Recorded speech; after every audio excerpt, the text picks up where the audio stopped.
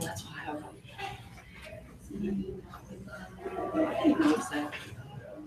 this just got done on you. Well, and I told you.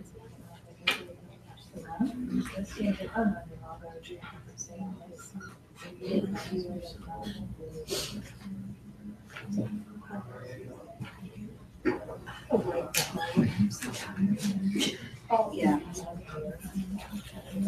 Kind of like that. So that's after the board. Yeah, so real.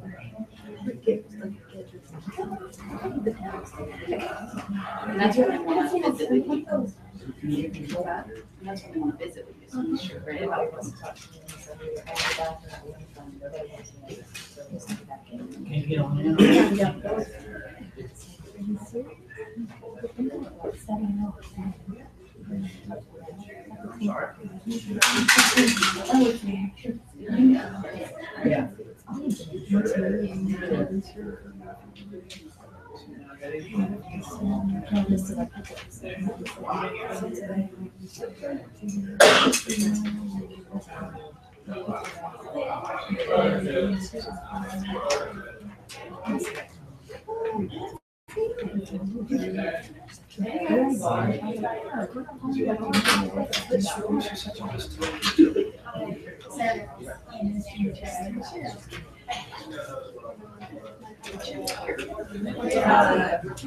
evening, everyone. I'm great. How are you? My hands full. I understand. Good to see you. See you too.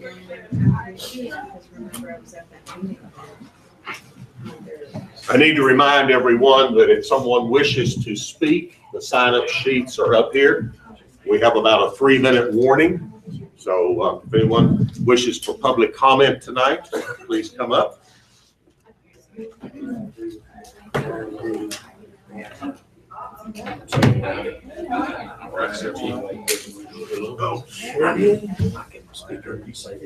Okay, if you would, I would appreciate that, of course.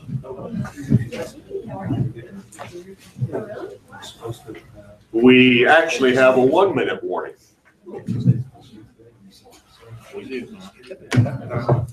Says who? Make a motion, we extend.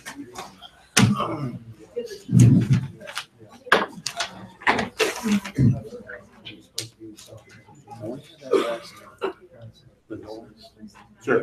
Yeah.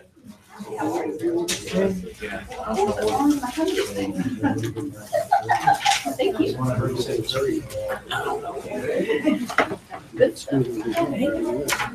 Well, that might just be everybody shuffling around. Donny, if you want to push that round button there and give us the light down here, the round button right there. Thank you, sir.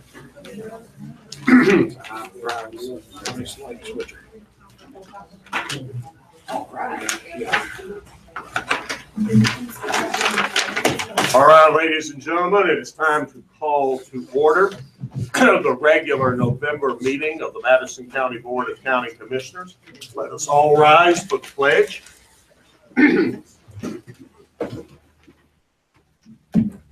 I pledge allegiance to the flag of the United States of America and to the republic for which it stands, one nation under God, indivisible, with liberty and justice for all.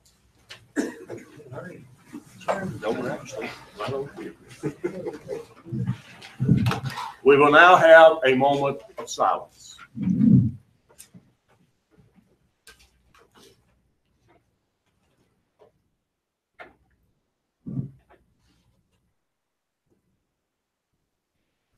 Thank you.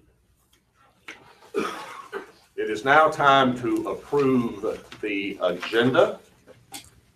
I think, Forrest, you have a couple of things. Yes, Mr. Chairman, if you can add item 9D, NC 208 resolution. And also item 10, closed session for personnel and attorney-client privilege.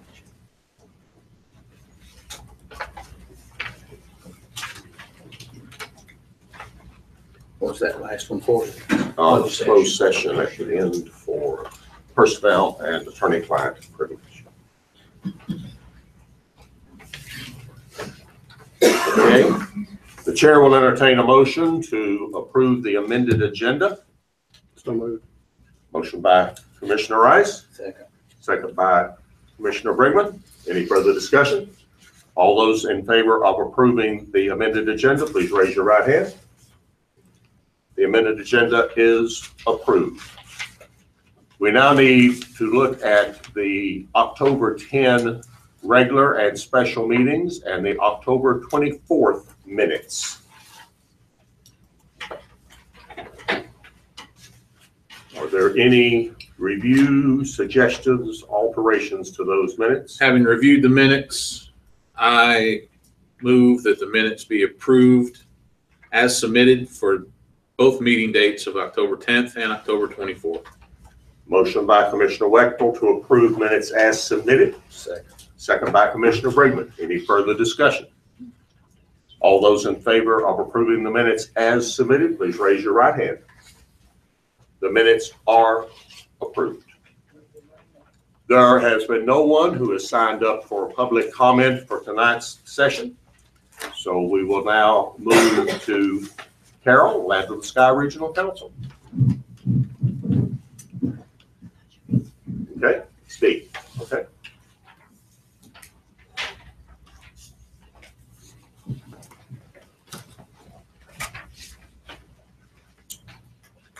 Good evening. Evening. I'm not sure where Miss McLimans is. She's from Land of Sky, and she was coming to do a proclamation for National Family Caregivers Month, which is November 2017. And I'm just going to read to you the proclamation. It's exciting. We do lots of work here in the county with our elders and our seniors in many programs. So it says here, caregiving around the clock. Whereas over 90 million Americans today are family caregivers for their loved ones, and whereas a large number of them are finding themselves providing 24-hour a day, 7-day a week, and whereas although caregiving can be a rewarding experience, it is not without its consequences such as stress, poor health, and caregiver burnout. And whereas 6 out of 10 family caregivers juggle everyday life tasks such as preparing the children for school, managing household responsibilities, and work full-time or part-time. In addition, they have added responsibility of managing medications for their loved one. Whether it be for a senior with Alzheimer's or a child with special needs, the required attention can be nonstop. And whereas caregiving affects the whole family, family time and meal time are extremely important in the caregiving setting. Ensuring that caregivers and family members get the proper nutrition is important for maintaining strength, energy, stamina, and a positive attitude.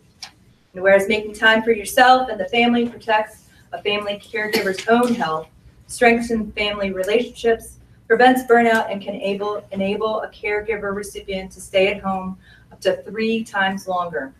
The chance to take a breather and re-energize is vital in order for you to be a good caregiver tomorrow as you are today. And whereas the responsibility of family caregivers in our country is growing every year, it is even more essential to encourage those heroes to take some time for respite so they may continue their mission of providing that loving care that they only can provide. Now, therefore, it be resolved that Madison County Board of Commissioners do hereby recognize November 2017 as National Family Caregivers Month for the theme Caregiving Around the Clock in Madison County, North Carolina. So Carol's here. Yes. You're welcome to come up. But thank you. This is exciting because our caregiving is not only with our caregivers, but it's also with the programs we provide here in the county so that caregivers can get a break and folks can get out into the community. This is Carol McLimans. She's from the Land of Sky. Thank you, Dee. Hello. If you'd be kind enough, to speak into that, we stream the meeting, and yeah, I think that should be fine. Okay. We'll try. Okay, I'll speak up a little bit. It won't carry over the internet. Okay, but speak up. I think we'll be fine. So, have you seen the proclamation for Caregiver Month? I don't know if you read it. And thank you. And what I would do is ask that the commissioners adopt proclamation so that we can claim November as National Family Caregiver Month. I was able to get to some of the counties before November, but y'all were so busy here that I didn't get on the agenda until November. It's my opportunity to advocate a little bit for family caregivers. And so I just wanted to point out a few really important things about them. One of the things is that the caregivers actually on average provide 18 hours of care per week. 60% of family caregivers are also employed. And they're so essentially having two jobs because many of them work as a caregiver is the equivalent of a part-time job. Usually they provide over 20 hours of care per week. The total investment or what they contribute to the economy, it is over $450 billion worth of unpaid labor annually. And that is equal to the combined annual sales more than Apple, IBM, Hewlett-Packard, and Microsoft, and more than the total Medicare's paid expenditures. So I think, what caregivers are contributing to the economy is enormous. And it's a great risk to them emotionally and physically. They suffer depression more than people who are not caregivers. And also, they just, especially I think in our more rural communities, I see them even more hesitant to ask for help. And what I want people to know is that we do have a family caregiver support program to provide some assistance. We used to contract with Department of Community Services. We have taken more over in-house on our waiver program. But we really have a lot of caregivers that need assistance, and there's help for them. I have some respite funding. I'm seeing a couple families this week. They need to call me, and they just need to ask for help, and they can use your support. So I bet you all know a family caregiver. At least 20% of the population is a caregiver. And if you aren't one yourself or don't have a family member, I know you know one, please thank them sometime in November and let them know that they can contact Land of Sky for some assistance. Thank you very much. Thank you, Thank you. The chair will entertain a motion to approve the resolution. Mr. Chair, I approve this resolution of National Family Caregivers Month. Okay, motion by Commissioner Brickman. Second by Commissioner Rice. Any further discussion? All in favor, please raise your right hand. Thank you, Dee. Thank you again for what your department does. You're very welcome. Thank you, John. All right. Ms. Connie Harris.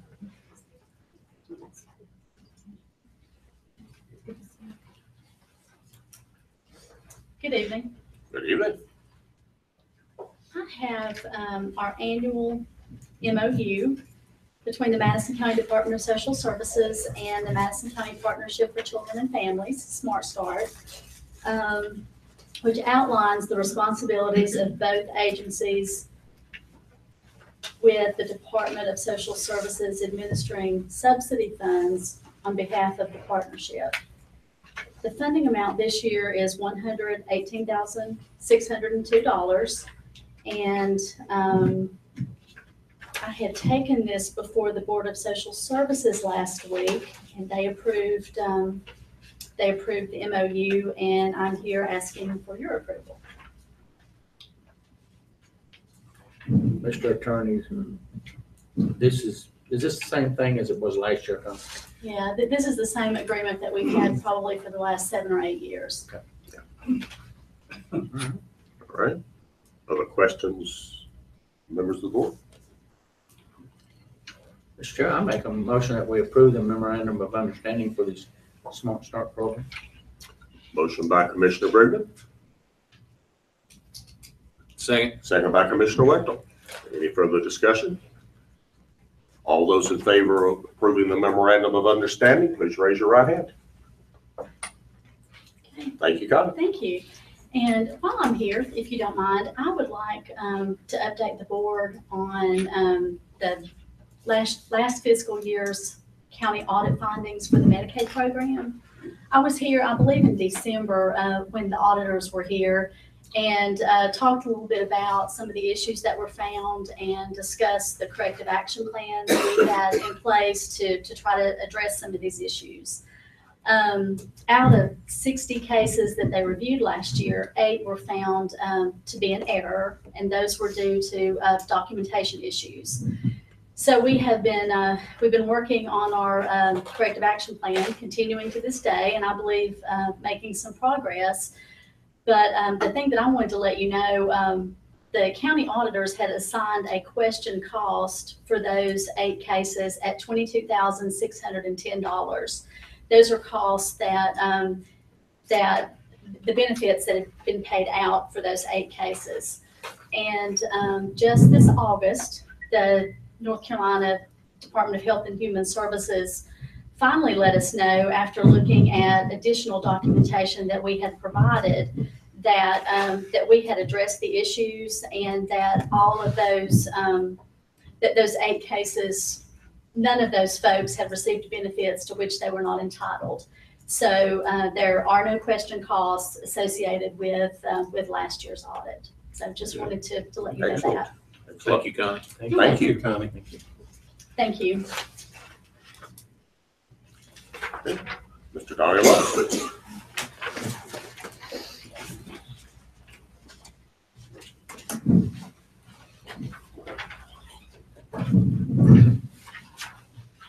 Mr. Chairman and members, I'm happy to provide this report to you this month.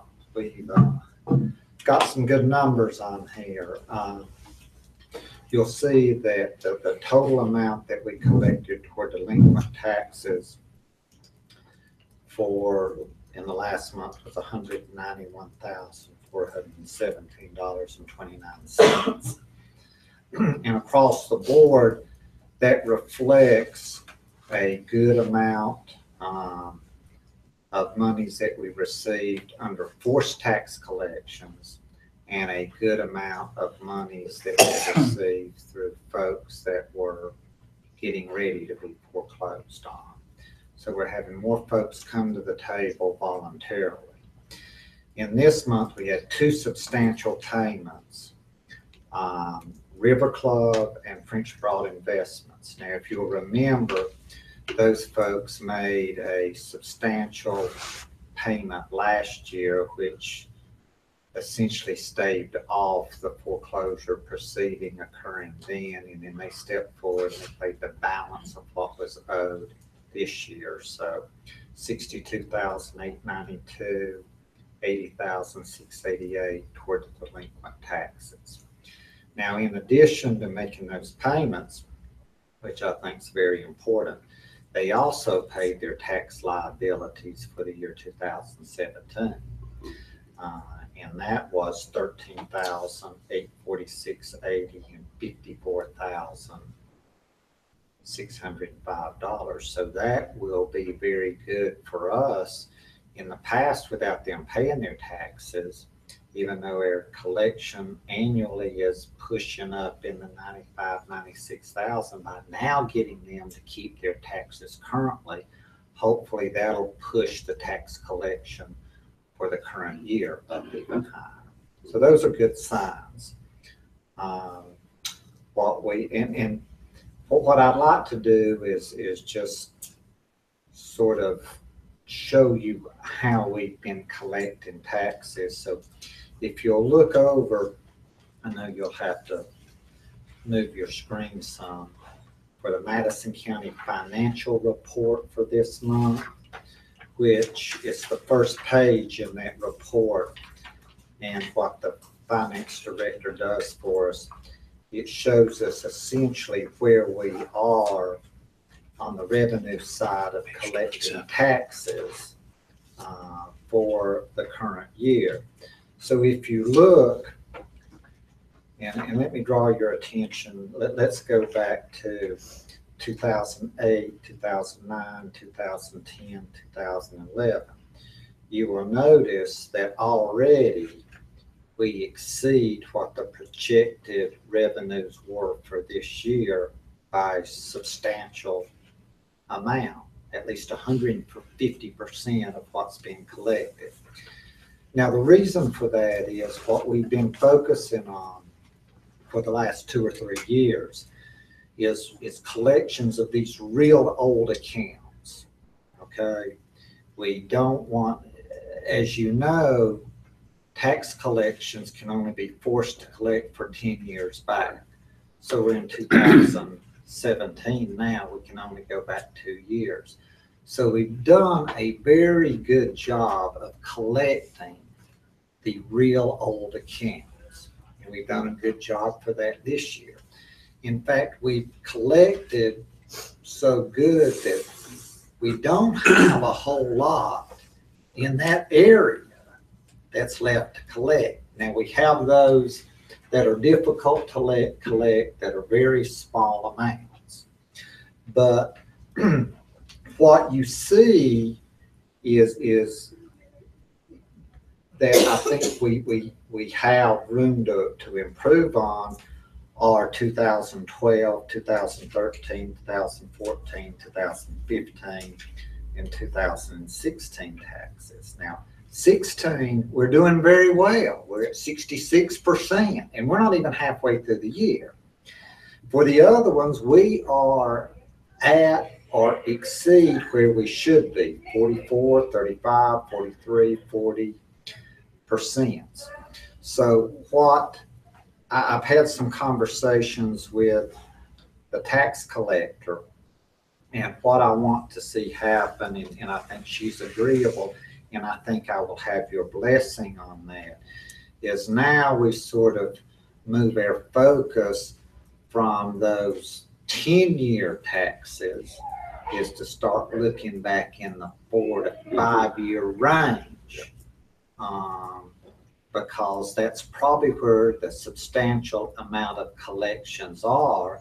And in order to move forward with our budget projections, we really need to do most of our focus on those particular years.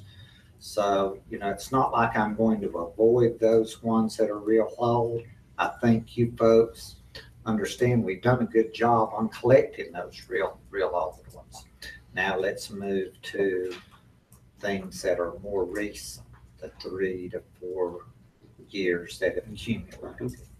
So I just sort of wanted to let you know that if you start seeing more forced actions and you start seeing things that are going after the last 3 and 4 years, you know, don't let people fool you by saying, well, why are you going after those when you have some that are 7 and 8 years old that are out there that's not collected? It's much like this.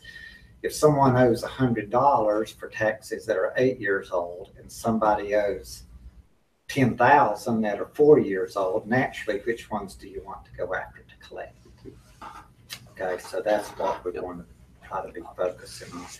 But right now, we're above where we need to be. I just want to make sure that when we're moving in the next 6 or 7 months, that we're moving in the direction that we're going to be able to meet or exceed what we've budgeted for our revenues. Okay. All right. If you look on in the handouts that you've got, you will see that we filed 6 new actions. The next 2 categories is where it's just as you see cases that are moving through the process, and then finally you'll see 8 new accounts that have been sent to me by the tax collector. And these 8 should be ones that are going to fall into the categories that I just discussed, ones that are going to fall in the last 4 or 5 years of taxes. So, hopefully if I'm standing here again next year, I'm telling you, hey, we've done real good with the last 4 or 5 years. Do you want me to just go back 1 or 2 years now? So, you've done an excellent job in collecting these taxes, and, I want to just make sure that we're still moving in that direction. I could stand up here and I could say, man, great month. And it was a great month, $191,000 of tax collections. It is a tremendous month. I know Lori was very happy. That pushes us up. But what I want us to remember is that we got to keep moving in that direction. And so I think I've outlined what we need to do that, and hopefully in the months to come, we can address how we proceeded in that area. All right. Any questions? Gentlemen, thank you. Donny, I would like to again thank you and Brenda, who passed along to Lori and the rest of the team. What an outstanding job y'all are doing.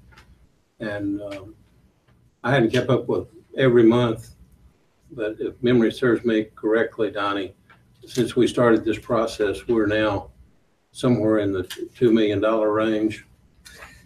It's way up there. What I would tell you to do is look on the handout that comes with this, and for the folks of you that are not privy to receiving this, each time we file a report with the commissioners, we've got a spreadsheet of everything that has occurred since we began the process of trying to collect these back taxes. And I think we may have started out with a page or 2. Now we are up to a total of 9 pages with spreadsheets, and what these pages represent are the total number of delinquencies that have been sent to my office for collection, and they're color coded in what's still outstanding and what has been collected or paid. And the red is what has been collected and paid. So if you go through these 9 pages, and I would just estimate there's probably 30 cases on each page. So you take 30 times 9, quick math, maybe around 270 cases that have been referred. The majority of them have been collected, which that's what essentially is representing your approximate $2 million. And this is a very active and, your commissioners are ambitious in collecting these taxes because they keep pressure on me and make me stand up here every month and tell you where we are, because their projections for this year are $615,000 or $20,000. 660. And then in addition to that, interest, which is about $300,000. So we'll be looking at adding $900,000 to $1 million to meet their revenue projections in just back taxes. And that is a pretty good, now this is just back taxes. This isn't current year, so everything that's delinquent. And that probably is going to represent about 5% of your total budget. So, these folks need to be commended for being consistent in collection, and they keep the pressure on me to do that. So your commissioners are doing an excellent job. So I thank you rather than you thanking me.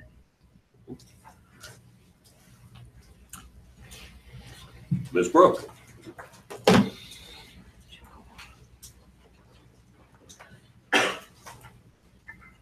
Good evening.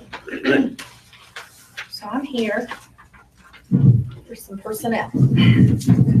All right, so the first thing we've got up tonight is a part-time temporary driver in our transportation department. This position, it's temporary because we've got someone who's out on leave right now. It was budgeted in for temporary salaries, so we were really thoughtful in that, and we would just like to hire someone for 12 weeks max to fill that void 32 hours a week. And we're recommending Mr. William Jarvis. The chair will entertain a motion for Mr. Jarvis's placement as a temporary part-time landfill employee. Mr. Chair, I move that we hire William Leroy Jarvis as a temporary part-time driver in the landfill operation. Transportation. I'm sorry, transportation, my My mistake. bad. I can't. I was repeating him. Yeah, my bad. Instead of reading my own notes. Yeah, we got notes to boot. Yep. All right, motion by Commissioner Wechtel, I would second that motion. second by Commissioner Rice. Any discussion? All those in favor, please raise your right hand. Thank you.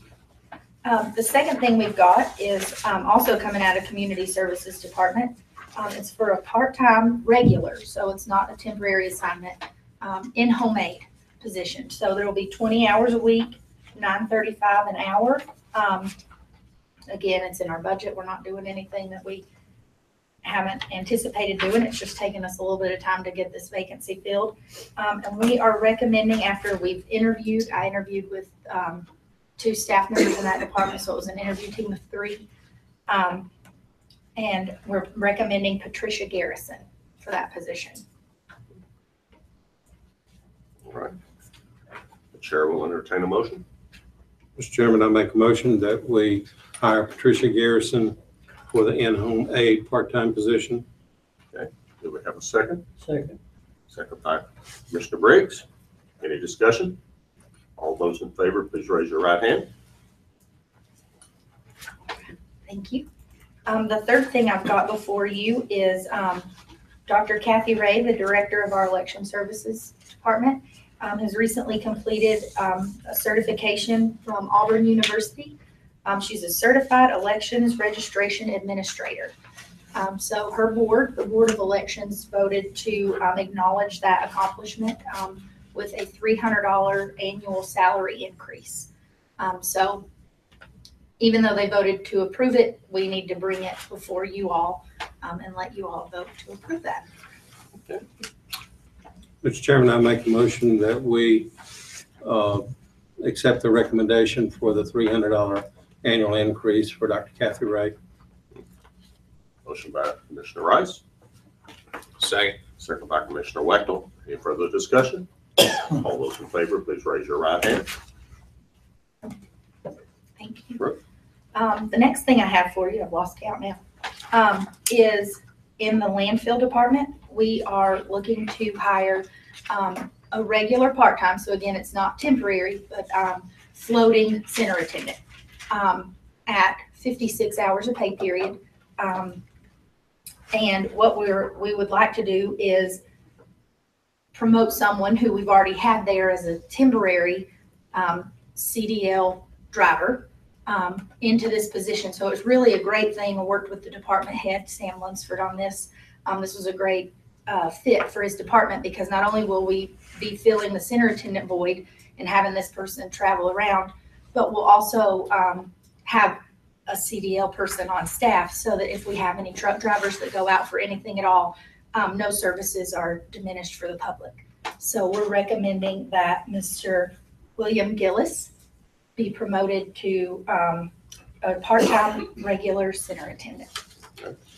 The chair will move that Mr. William Gillis be promoted to the position of regular part-time center attendant. I would second that. Second by Commissioner Rice. Any further discussion? All those in favor, please raise your right hand.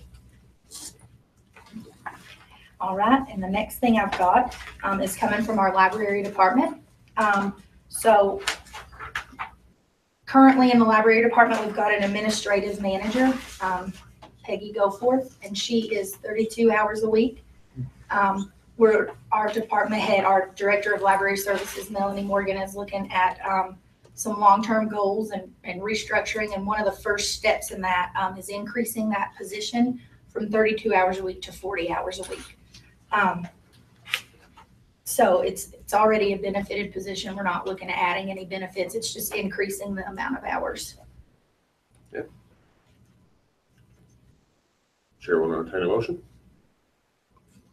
Mr. Chair, I move that we increase Peggy Goforth's hours to the 40 hours as dictated by the newly established administrative manager guidelines. So moved. Second. Second by Commissioner Brickman. Any further discussion? All those in favor, please raise your right hand. Okay. Thank you. And one last thing before I go. I just wanted to give you all an update on the Employee Assistance Network. That's been something that I've been really excited about in my office. So I'll just give a little brief history for the audience. It is a program that provides support for employees. It's a wonderful benefit to employees. They do free counseling services for employees and their family members who reside within their homes. And it runs the gamut of things from financial and budgeting, depression, anger management, marital issues, anything. But they also, in support to management and HR, do these really great staff trainings. And if we're in a situation where we've got, because unfortunately sometimes it happens where you're entering into a little bit of the disciplinary process, they're a wonderful tool and an asset for managers to have. You can management refer folks there. So since we have had this program, we have had 5 management referrals. We've had 3 employees self-refer, 1 employee's family member refer. We've had 1 department-wide training with a department, and we have 4 upcoming supervisor and department head trainings. I just reached out to the EAN last week. They put 4 on the schedule, and I emailed all of our department heads. And almost, if it's not all of them, it's only lacking 1 or 2 department heads has emailed back to sign up for all 4 and are sending their supervisors within their departments. So we're really excited. And in the upcoming year, I'm wanting to, if this goes well with the supervisors, roll it out and do more frontline employee trainings as well. So it's a wonderful tool. It's a really great benefit. And I think we're all pleased with it. All right. Excellent. Thank you, Brooke. Thank you, guys. That's all I've got. All right. Ms. Rhea?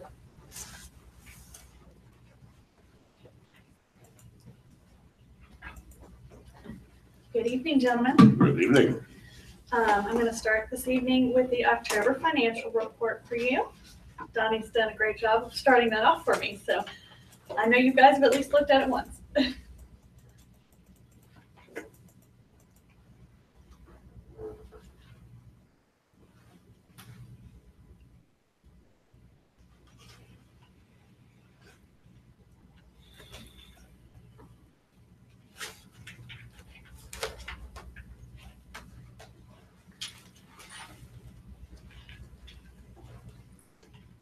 So the sales tax number finally caught up this month. Yes, so in October, we actually receive our July, what the retailers collected in July. So there's literally a 3-month lag on that.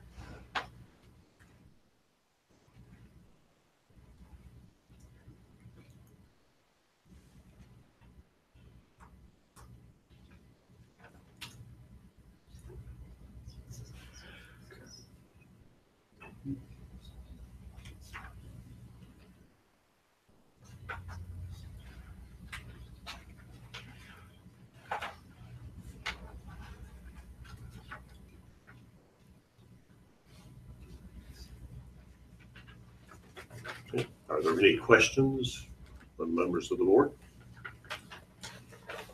Okay. Chair will entertain a motion to approve the October 17th financial report. Or do we normally vote on it? Okay, do we wish to vote on it? Okay, the chair will make a motion. I move we approve the Okay, financial report for October. all right. Motion by Commissioner Brigham, second by Commissioner Wright. All those in favor of approving the October 17th financial report, please raise your right hand. All right. Attached behind that, you will also see the list of vendors that we have paid for the month of October.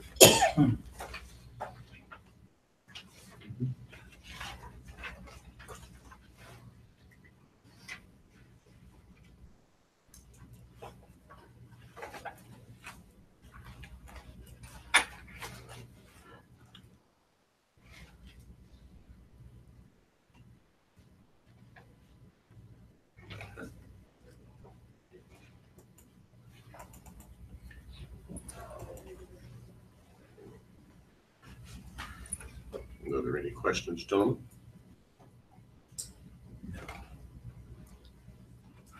That's great. Moving right along. The third thing I have is the budget amendment number 5.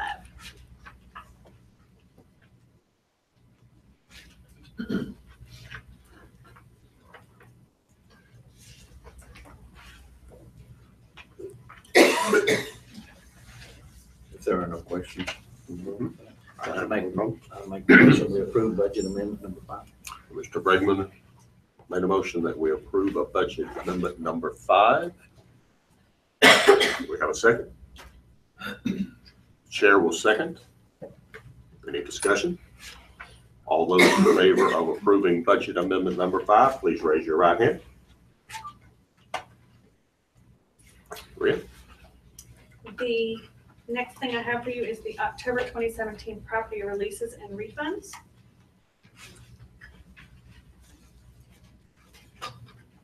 Give me just a second to put it up here. Let the floor. It's back. Oh, it's back instead of. Yeah, I believe it's the floor. May not be. Just dig it forward. Here it is. Yeah, it's forward. Okay. Just keep digging, right? Yeah.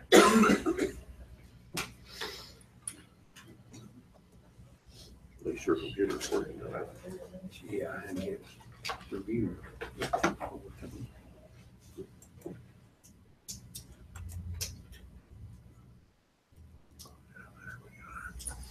Can we make any progress on getting a screen so they can see what we're seeing? Are we? Yes. Yes. Working with Sherry and And actually, you guys were to meet last week, and AB Tech was closed for 2 days due to issues with the new heating system. But yeah, they are moving forward for that. When do we expect that will happen? Well, the problem we're facing right now is that this room is slated for remodel. So any wiring that we run could potentially be undone just as soon as we get it done. So as soon as they get a firm date for us, if it's, our ways, we'll go ahead and do the wiring. If it's not, we may have to wait and work with their remodel.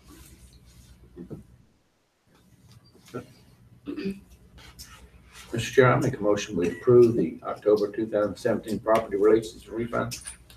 Motion by Commissioner Bregman to approve the October 2017 tax releases and refunds. Second. Second by Commissioner Rice. Any discussion, gentlemen? All those in favor, please raise your right hand. All right. Last thing I have for you, gentlemen, is the Vaya Health third quarter, right?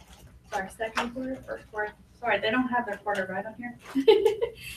I believe it would be their first quarter, excuse me, financial reports. That one we did not have. I'm sorry. We don't have.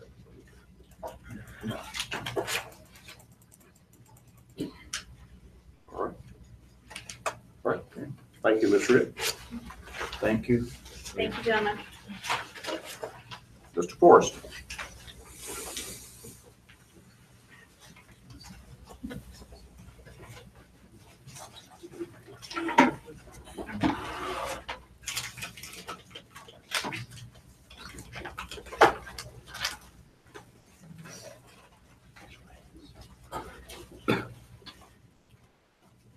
Rhea.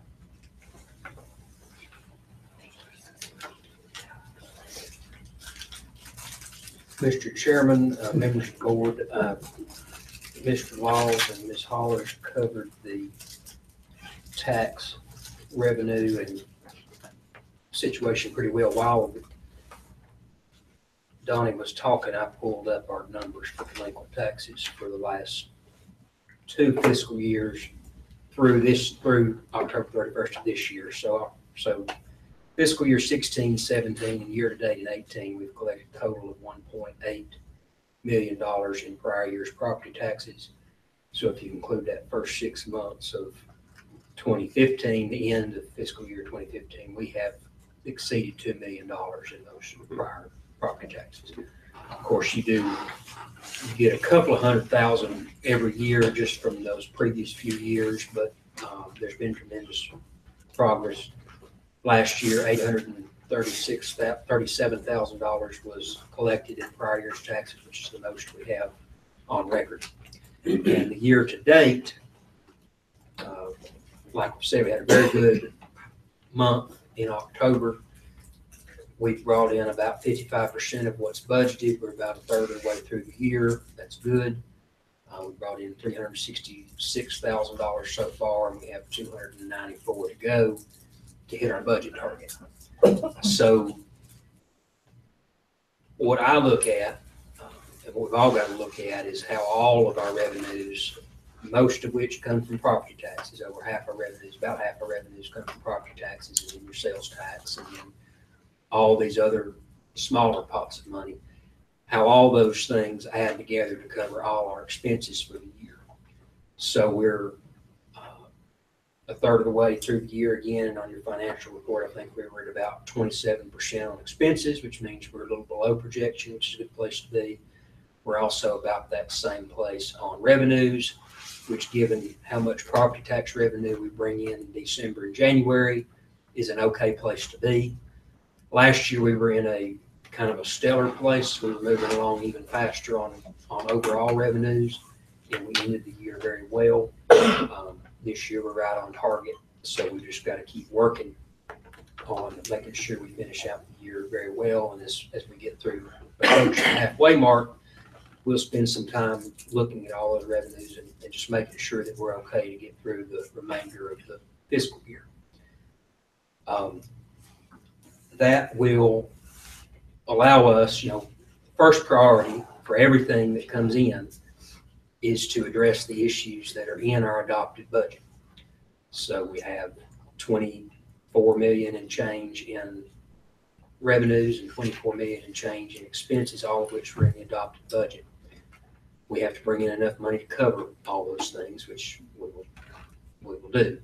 Included in that was $50,000 to go toward capital outlay, which we're setting aside for longer term projects, as well as about $45,000 for more routine maintenance items in a number of our county buildings.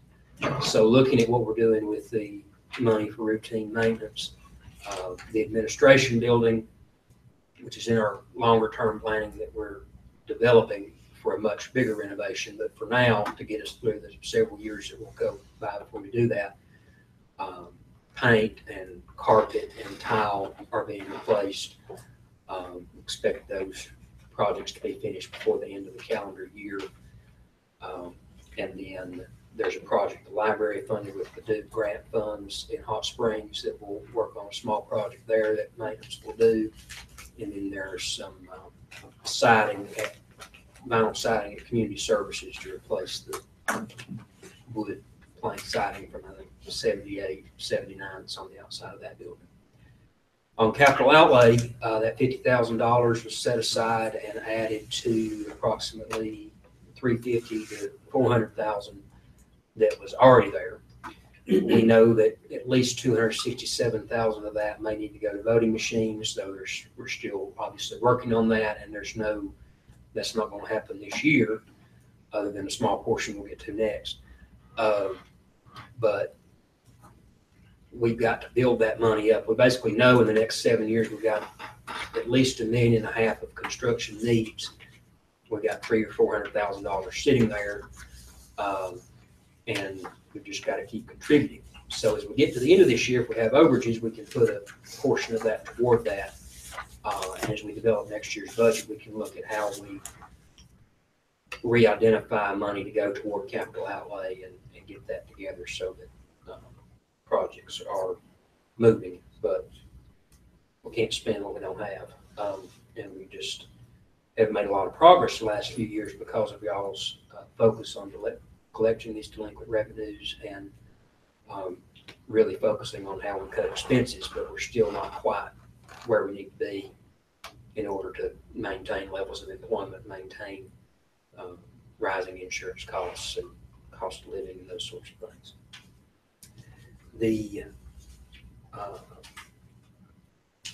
An event to let y'all know about on Wednesday, December 6th at 9 o'clock here at AB Tech, the Madison Substance Awareness Coalition and the Health Department will be hosting a kickoff event for celebrating their receipt of the Drug-Free Communities Grant. That's a 5-year grant, $150,000 a year. It's through the White House Council on Drug Abuse. It's not what it is, but it is something close to that.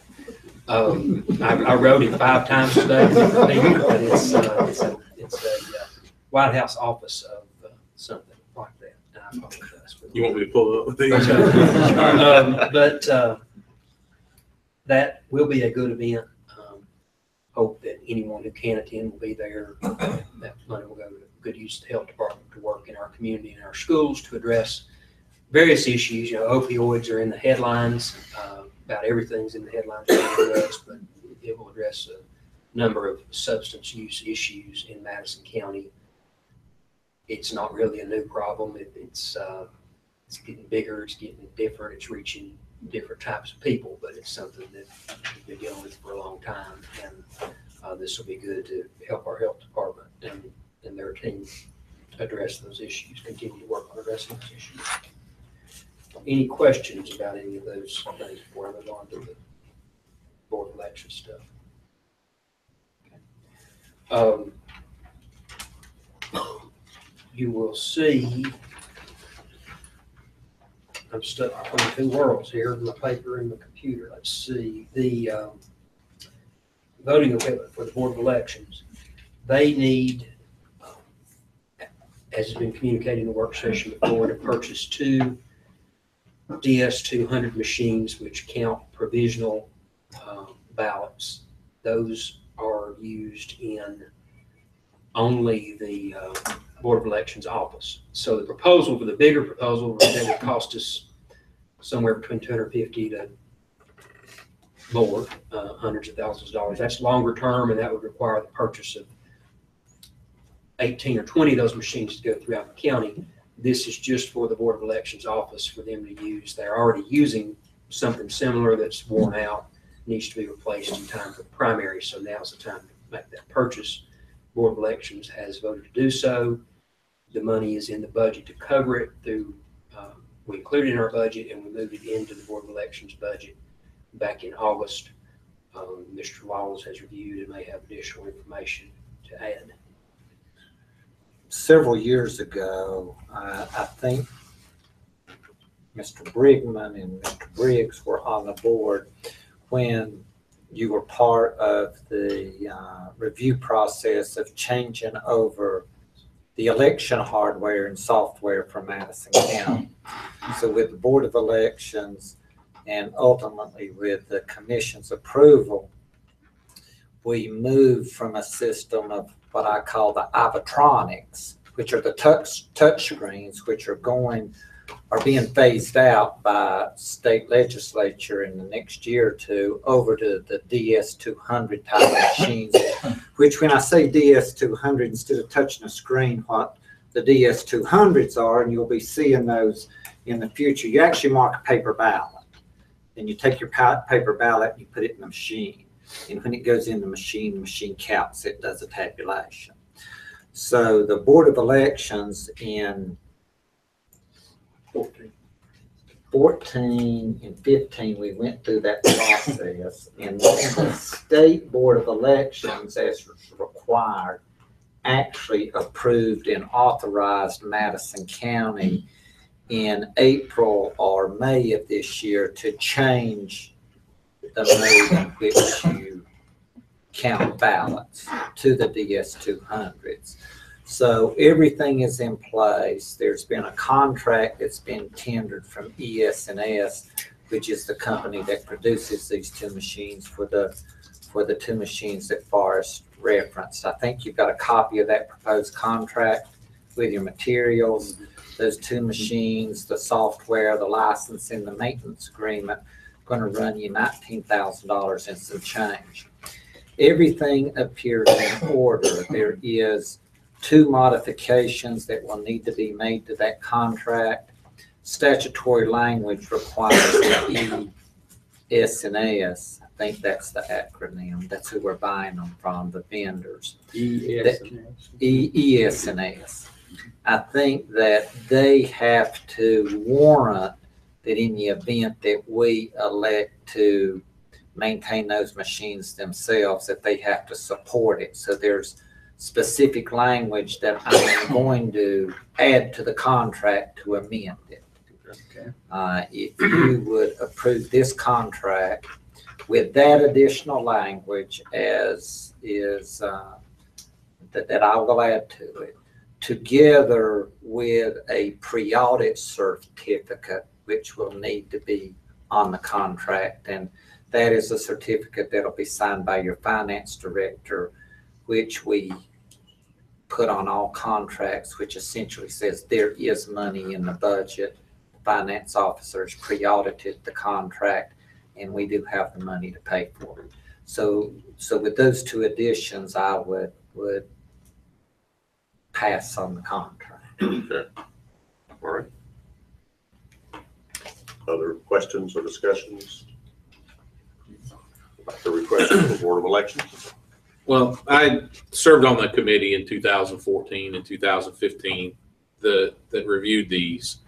One thing I'll add is that this machine will be compatible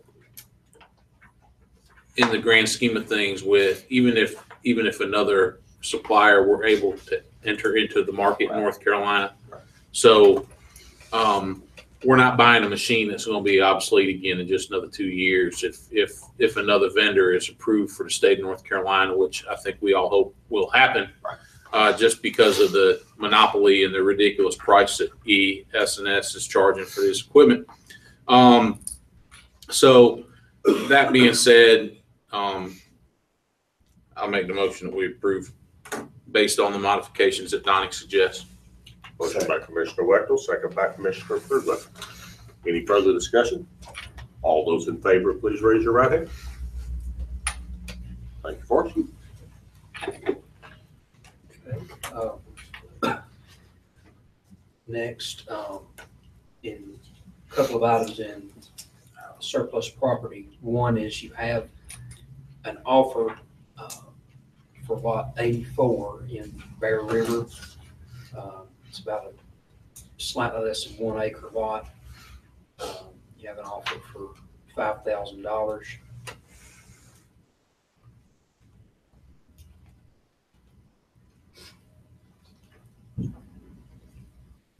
Which is, this was moving, this offer came in while the realtor was working on setting prices, and this is in line with the recommended price that this law. Will we owe commission to a realtor on this one? I will have to resolve that. I don't think we will because it's not been listed, so no. You won't, you've not signed a listing agreement. Right. Of course, the bidder contacted me today and said he would be willing to pay the 6% if he needs to. Good. Well, if we add the 6% to what his offer is already, that then gets us up to what we bought it for at auction, correct? Can we do that, Donny? And make that our counter offer? Sure. Yep. I mean, if the offer's 5,000, our fee on it was 53.23, correct? Sure. Yep. I mean, I know it's not exactly 6%, but they've already offered to increase it 6%. Why wouldn't we take it?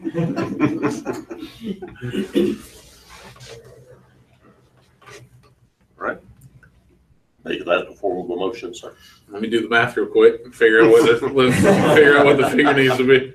And Mr. Chairman, if I may, this is one of the lots that there's a homeowners association, and they assess fees. So as long as Madison County owns this lot, are paying the you're fee. going to be paying the fees. Right. And as soon as you can get rid of that obligation, that's another incentive to Sure move this lot. And that's $720 a year. Yeah. The assessment. So with the 6%, it would be $5,300. So at this point, I move that we counteroffer in the amount of $5,300. Motion by Commissioner Wechtel, counter offer $5,300. Second by Commissioner Wright. Any further discussion? All those in favor, please raise your right hand.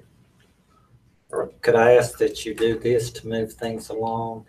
In the event that they accept that offer, can we then proceed with the advertisement to keep us from having to come back next month and move to advertisement at that Oh, time? That way absolutely. Sarah can, if they agree with that amount, then we can proceed to advertisement immediately. Do we need a motion for that? Can we amend the original motion, or do we need a second motion now since we've already voted on it? Amend it. Yep. Amend it.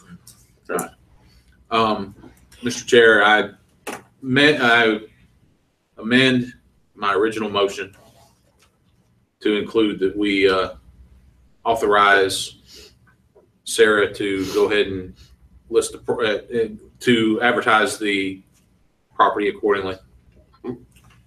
Motion so amended. Do we have a second? Second. Both Commissioner Raymond and Commissioner Wright. Discussion. All those in favor of the amended motion, please raise your right hand. Thank you, Mr. Councilman. That's done. Okay. Next item,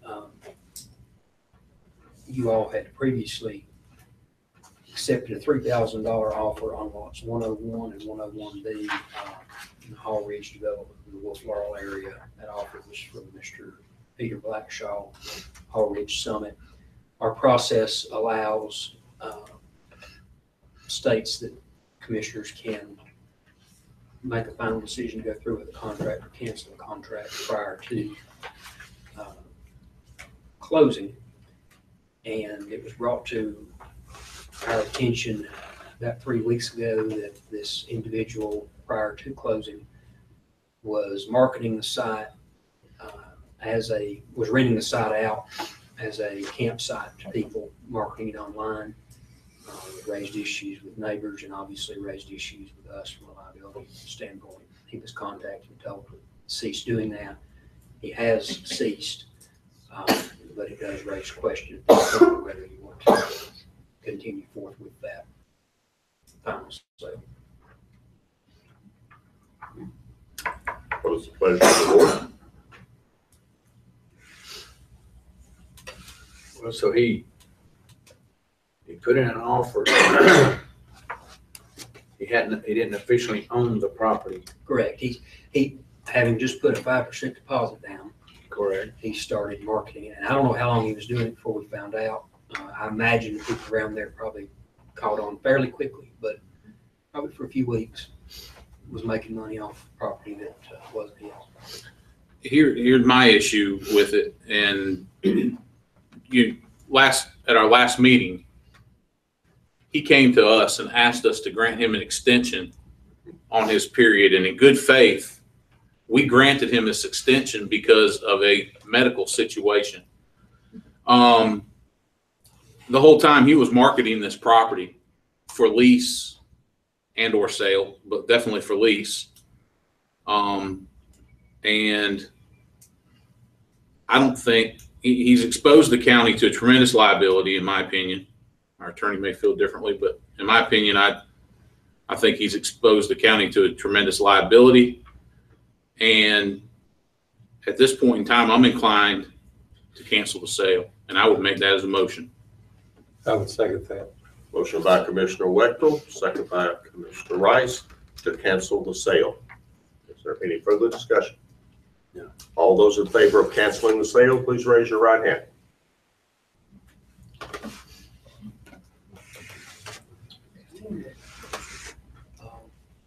Next, you have an offer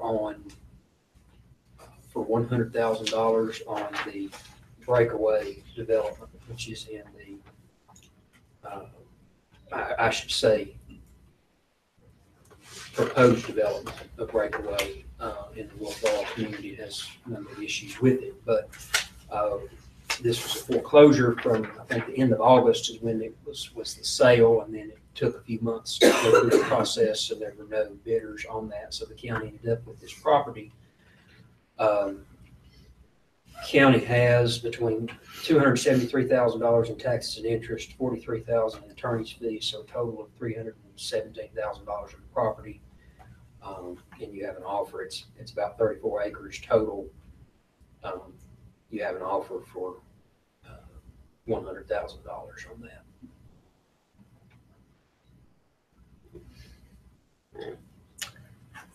What are the wishes of the board? Mr. Chairman, I make the motion that we counter to this individual at $320,000.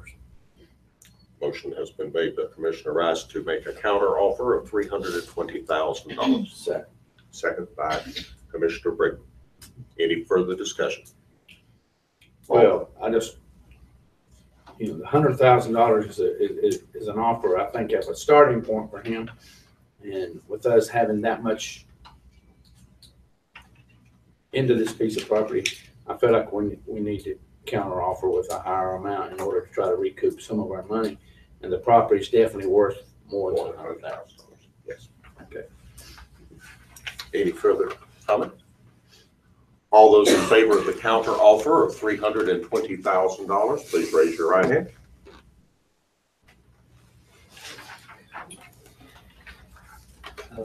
Next, you have your inserted item, which is the resolution regarding NC 208. This is the project that has been on the state transportation improvement plan for a number of years, basically going from the mill wheel all the way to the state line. And with the new transportation formula that was adopted by the General Assembly in 2013, that basically made all funding decisions for roads based very heavily on traffic count, cost per mile of construction, local match. Those are kind of the things that kind of really put the smaller community at a disadvantage and the mountain community at a disadvantage. We have submitted that project for scoring, and it never does. It just doesn't score when we're competing against projects we're competing against Brevard Road going down Avery's Creek area. It just doesn't score compared to that. Nor does it score compared to 2570 going through Marshall. So it's all sort of relative. So we split the project, see if it would score better, going from 2570 to 212 and from 212 on to the state line. And based on accidents and traffic levels, the part along the river there scored better. Still not well enough to be funded. So Representative Michelle Presnell reached out and to several and asked what's a road project that we didn't have funded that was important, and that was one that we listed as, because some others are in the works, 2570 across the Parkway, and she was able to have a special appropriation included in the House budget and in the Senate budget concurred with that for $3.5 million, and that's a good thing. It's the only special appropriation in the budget this year for any transportation project. So we're very grateful for that. Now the reality is $3.5 million when it comes to right-of-way acquisition and what it would take to make that road like it is on the Tennessee side, you'd need 30. And we knew that going in. She knew that. She got us something that will help. So we looked through and looking at what can be done with the money available. A little bit of help on that road will help with some of the safety issues with trucks and other things. And that's what this money, though 3.5 is a lot to me, I understand when you're dealing with road construction, it's not. They would add about 2 feet, and I'm saying a foot on each side of the shoulder through there. Try to extend the guardrail where it's not already in the river, which some places they don't have any room, but some places they do. Move it a little bit farther back from the road. And in 4 to 5 curves, widen those a little bit more by the highway and work through that to improve sight distance. Drove that with Chris Deaton, our county engineer, last week. Looks like they're hitting all the major problems, and it's something that will help significantly. Construction would begin in the spring and last pretty much until winter of next year. But in order for DOT to move forward officially, they need a resolution from the board expressing support of the project. And you do have that resolution in front of you. All right. What is the will of the board? So moved. Motion by Commissioner Briggs to Second. approve. Second by Commissioner Wendell. Good work. We need it done. Yep. All those in favor, please raise your right hand. Force, if you'll let me real quick. Force is real good about doing a lot of work and kind of letting us take the credit for it. Representative Presnell reached out to all 3 county managers in her district. It's Haywood, Yancey, and Madison. Our county manager was the only one that bothered to respond, and that's why that's a big reason why we got all the money. So I thank Forrest for being on top of things. And I'll thank Sarah because she's the one who. Okay, we'll throw it back to Sarah then. She did it, so. All right, very good. My bad, my mistake then. Thank you, Sarah. That's $3.5 million. Even better. I would have responded. I wasn't in the office, but. All right, very good. It's a good thing. We're appreciative of Representative Presnell for looking at this, and it's important. You know, these Madison County has never, when the people in Raleigh, being the big group, start talking about building roads where the people are and doing everything based on miles traveled and things like that, that's just not something we win. And when you look at every road improvement Madison County has ever gotten, it's taken some work down there by somebody, and I'm glad that she's been doing that for us. So it's a good thing. She told Bill and I the other night that as long as she's down there, she's going to keep working on getting this project all the way to the Tennessee state line. So next, you have board appointments. There are several coming up in December that I encourage you to pay attention to. If you need those resent to you, we can. But currently, 2 that are due, one of which needs to be handled if possible due to Board of Health meeting schedules and that sort of thing. But the Board of Health, sort of a midterm type of deal, but required to have a physician there. The sitting physician has resigned the board. Another physician has been identified in the county, and their application is included for your consideration. And that's Melissa Robinson.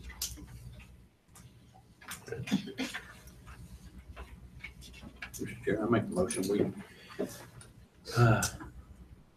place Melissa Robinson on the Board of Health vacancy. Motion by Commissioner Brigman to place Dr. Robinson on that board. Second. Second by Commissioner Rice. Any discussion?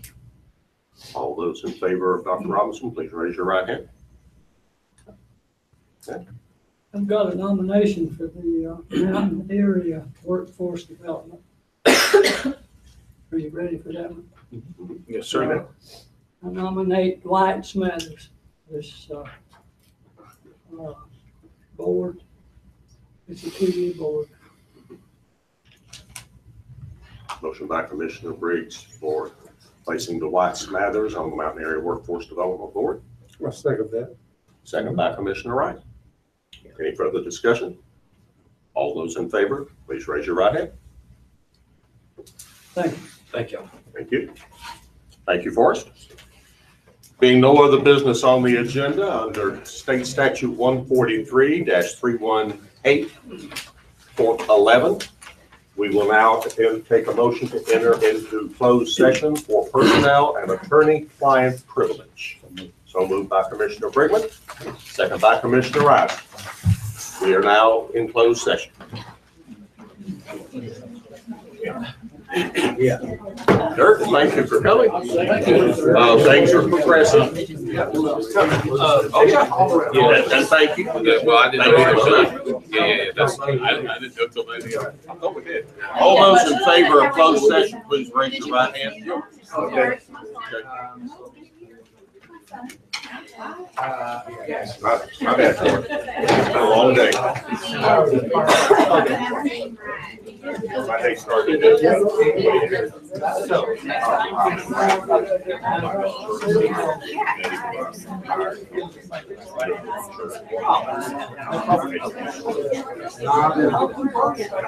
How are you, man? Good. I'm well. There's not a lot